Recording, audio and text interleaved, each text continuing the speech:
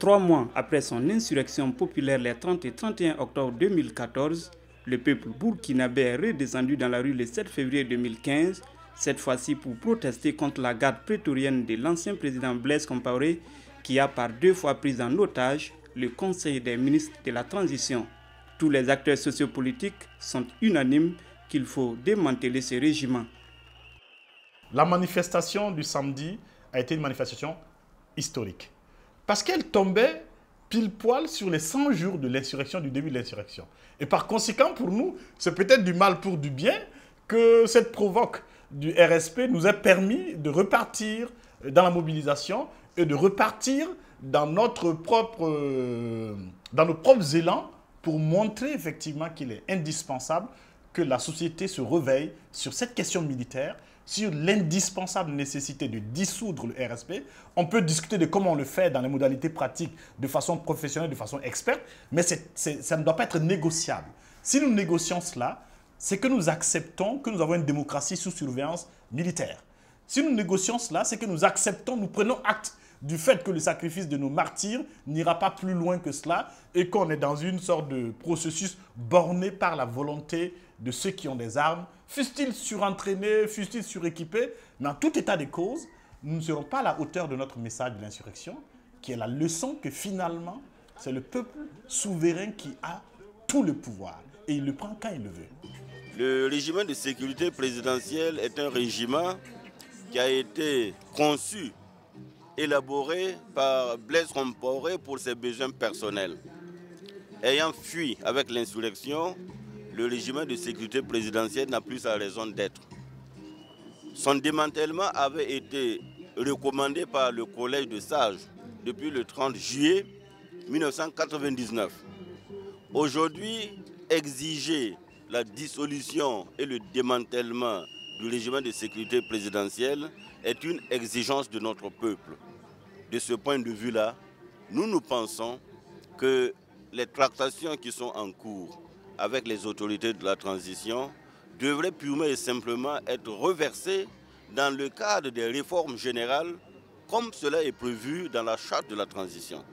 Il n'y a pas, de mon point de vue, lieu à faire des reculades, à négocier le dilatoire avec le régime de sécurité présidentielle. Nous pensons qu'il faudrait ici et maintenant le démanteler et le reverser purement et simplement dans l'armée républicaine. La situation nationale est très préoccupante avec la dernière sortie du RSP. Nous estimons que la transition actuellement, c'est le fruit d'un consensus historique. Il n'appartient pas à un groupe, aussi puissant soit-il, quelle que soit leur dissension, quelle que soit leur contradiction, de prendre en otage les acquis de ce peuple. Nous veillons au grain et nous n'accepterons pas que les valeurs de la transition, les acquis de la transition soient remis en cause par qui que ce soit. Mais après ce meeting, que reste-t-il à faire pour obtenir gain de cause?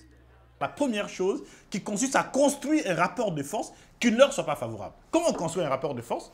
On informe la population, on sensibilise l'ensemble des différents acteurs et on obtient la mobilisation de l'ensemble de la population de sorte que le rapport de force sur cette question ne soit plus le RSP qui nous dicte quoi que ce soit, avec ses alliés de l'ancien régime qui dictent quoi que ce soit, avec probablement de la manipulation derrière, y compris depuis Yamoussoukro. Il faut qu'on sorte de cela avec un rapport de force très fort. Donc, c'est un gros chantier, c'est la mobilisation qui doit continuer. À Ouagadougou, comme à l'intérieur du pays, il nous faut davantage échanger là-dessus, davantage discuter avec les uns et les autres, davantage rencontrer les acteurs de la société civile, les différents acteurs des partis politiques qui ont été très mous. Mon sentiment est cela. C'est que de façon majoritaire, les partis politiques n'ont pas été à la hauteur. La deuxième chose, il ne faut pas se tromper. Ce rapport de force ne suffit pas pour dissoudre le RSP. C'est une question technique, mais qui ne doit pas être réservée à des militaires ou à des professionnels de la sécurité. C'est une question qui doit être discutée dans des instances qu'on sait. On sait les instances, ça doit être discuté, où on doit trouver les solutions intelligentes pour résoudre cette question, mais ça doit être fait sous la pression de ce rapport de force que j'ai indiqué en premier lieu. Les lieux de déconstruction de ce problème, c'est d'abord, on nous a indiqué, la commission chargée de la défense qui est rattachée à la primature. C'est au nom de cette commission qu'on a enlevé de la charte de la transition la nécessité de mettre en place une commission de défense. Donc cette commission est en principe en train de faire un travail, je dis en principe. Donc, il faut que le rapport de force demande des comptes à cette commission. Deuxième lieu, c'est le président de la République qui a expliqué depuis cette crise qu'il a mis en place une commission. Deuxième lieu. Mais ce que je vais dire en dernier ressort, le lieu supérieur à tous ces lieux, c'est la commission Vérité, Justice, Réconciliation. Parce que dans la loi organique qui institue cette commission, les amendements que nous avons obtenus au CNT font que la question de l'armée est désormais dans l'attribution de cette commission. Et comme cette commission est mise en place par une loi organique, elle est supérieure aux deux commissions que je viens d'indiquer là. Et par conséquent, c'est cette commission qui doit faire ce travail de diagnostic, de rencontrer qui elle veut rencontrer pour diagnostiquer exactement le problème et faire des propositions courageuses. Si on veut que cette commission travaille bien, qu'elle soit courageuse, qu'elle fasse des propositions de réforme qui soient à la hauteur des aspirations de ceux qui ont fait l'insurrection et du peuple donc, il faut que le rapport de force continue. Donc c'est la deuxième chose qu'il faut faire ce travail dans ces différentes commissions pour que la première chose qu'on aura faite, qui est le rapport de force, continue d'alimenter cela. Et la troisième chose, ça va être de faire en sorte que l'ensemble des propositions de réforme, dont la dissolution du RSP, qui à mon sens, elle n'est pas négociable. Le timing de la dissolution, l'agenda de la dissolution peut être discuté, mais la question ne peut pas être négociée. Quand on va obtenir des propositions de réforme, il faudra faire la troisième chose, qui consiste à faire la veille pour s'assurer que quel que soit le gouvernement, quel que soit le président, que ce soit aujourd'hui ou demain dans la transition ou après, que ces réformes vont être mises en œuvre et que le RSP va effectivement connaître une dissolution dans les bonnes formes de l'art. Pas en faisant de la démagogie, pas en pensant que c'est par des décisions simples que ça va se faire, mais en allant déraciner le mal et en faisant un traitement à la racine du mal. Ce que je viens d'expliquer, ça ne veut pas dire que les gars du RSP ne peuvent pas être déployés, bien au contraire. Ça ne veut pas dire qu'ils n'auront pas d'avenir, bien au contraire. Je pense même que stratégiquement, on peut travailler à garder, à leur conserver leurs avantages matériels et financiers, quitte à aligner sur ces avantages des missions d'utilité sociale et économique. L'autre épine dans la chaussure de la transition politique burkinabé reste l'ancienne majorité qui ressort du bois avec un discours et des actions qui inquiètent. Les partisans de l'agenda du suicide, c'est le Front républicain, le CDP et ses alliés coalisés qui sortent du bois pour nous faire quelque chose d'absolument dégueulasse. Il faut bien qu'on comprenne qu'il y a eu des dizaines de morts assassinés par balle par l'ancien régime. Il faut bien que ce soit très clair. Que ces messieurs nous ont salopé notre économie pendant 2 ans, notre budget public pendant 2 ans, notre agenda social pendant 2 ans, au service d'un agenda qui était celui du suicide de la société, de notre démocratie. Et que, juste 100 jours après, on en est à quelle situation? On en est à la situation où des gens du CDP font des meetings pour indiquer que le président Compaoré a expliqué ce qui s'est passé à Bobo. Dit à dire à ses militants qu'il est en train de revenir.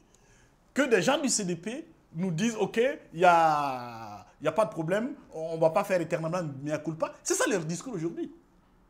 Donc, ce que je vais expliquer, leur réaction très musclée montre qu'on a tapé là où il fallait taper, et leur réaction est absolument ignoble. Montre que nous ne sommes pas encore à la hauteur pour les faire au moins raser les murs. Parce que c'est ce qui s'est passé. Il faut qu'on se rende bien compte de cela. Maintenant, ils disent ceci. Nous, on a expliqué que l'attitude du RSP et l'agitation extraordinaire du CDP, l'activisme débordant du CDP aujourd'hui, nous interpellent sur la question de la justice politique, sur la question de la justice économique et la justice des crimes de sang. Parce que qu'est-ce qui se passe? On sait tous, maintenant il faut que les juges le documentent, les bons lieux de droit le documentent, qu'il y a eu des marchandages avec des valises d'argent distribuées pour pour faire passer l'agenda de l'article 37. On sait cela. Il y a des éléments de preuve qui sont là. Maintenant, ces éléments de preuve, ce n'est pas dans la rue qu'on les jette. Ce que je vais expliquer, si les autorités de la transition créent le processus judiciaire pour connaître ces questions, on va alimenter ce processus judiciaire. Mais il est indispensable qu'on aille vers ce processus. Parce que supposons que ce qu'ils disent est tout à fait vrai, qu'ils ne sont responsables de rien, effectivement. Il faut bien que la justice le dise. Pourquoi le peuple a en furie à aller casser chez eux? On nous a parlé de mercenaires togolais, oui ou non? Oui ou non que vous avez beaucoup de déclarations, y compris d'images qui alimentent cela. Est-ce qu'il est normal que dans un pays, des gens qui ont sollicité des mercenaires il y a moins de 4 mois de cela, viennent nous expliquer qu'ils ont l'impunité totale et que leur problème c'est d'aller au présidentiel? Est-ce qu'il est normal qu'il y ait des gens qui ont attenté à notre constitution? Ils disent que ce n'est pas le cas. Mais il faut que ce soit un juge qui connaisse la question pour dire si c'est le cas ou pas. Est-ce qu'il est normal qu'un ancien Premier ministre qui a réquisitionné par écrit l'armée pour mater un peuple en insurrection soit là en train d'aller soutenir sa thèse de doctorat sur les médias et qu'on n'en tire aucune leçon et qu'il peut être candidat aux législatives prochainement? L'impunité tue la société. L'impunité, y compris dans l'activité politique, tue la société. Il faut que ce soit très clair que les lieux... Moi, je ne suis pas juriste, mais je sais une chose, c'est qu'il y a des lieux de droit pour connaître de ces questions. Si on n'enclenche pas cette action en justice, quitte à ce que l'action les blanchisse, si on n'enclenche pas cette action, on explique au peuple, prochainement, il faut que ton vindicte aille plus loin puisqu'on ne fait pas de justice. C'est ça, il faut que ce soit très clair. La corruption qu'ils ont largement développée, les valises d'argent qui ont été développées, comment Azalaï a été réquisitionné? Qui a payé tout ça? Il faut qu'on explique tout cela. Ce que je veux dire, regardez la tête de ceux qui nous parlent aujourd'hui en nous donnant des leçons.